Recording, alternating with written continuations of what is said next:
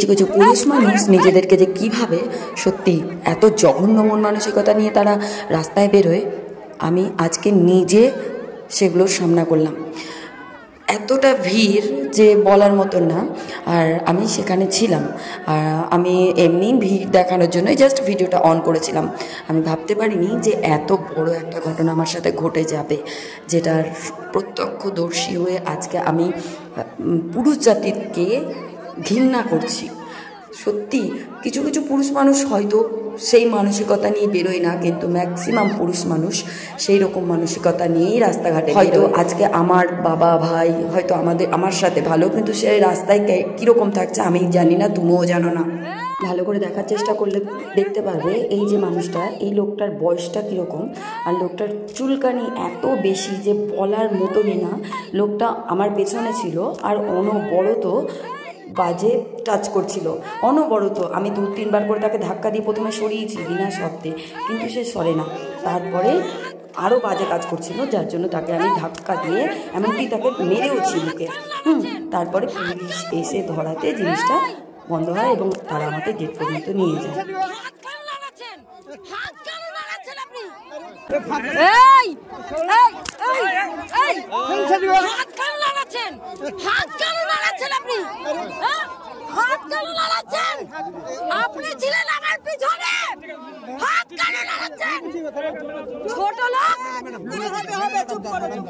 আমি অনেকক্ষণ ধরে বলছি যে সরুন, হাত নাড়াচ্ছে কন্টিনিউ। ঠিক আছে, আপনি কোথায় যাবেন? আমি বাইরে যাব। শেষ পর্যন্ত পুলিশ এসে ব্যবস্থাটা ঠিকঠাক করে এবং আমাকে ওখান থেকে বের করে নিয়ে আসে। যাই হোক, মেয়েরা তোমরা উঠে দাঁড়াও, আর এইরকম জানোয়ারগুলোকে দেখলে সঙ্গে সঙ্গে মুখ ফাটিয়ে দাও, কারণ আজকাল আর তারপরে কি হবে সেটা ভাবার সময় নেই। তখনই রুখে দাঁড়াও আর বিপদের সম্মুখীন করো। আর রুখে দাঁড়ানো মানে কি, মুখ ফাটিয়ে দাও। নিজেদের প্রতিবাদ নিজেদেরকেই করতে হবে।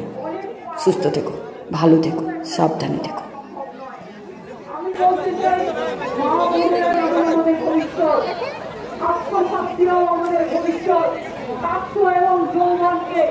আগামী দিনে হবে এবং সম্মান দিয়ে, শিক্ষক শিক্ষাদের সম্মান দিয়ে সারা বিশ্ব জয় করতে হবে।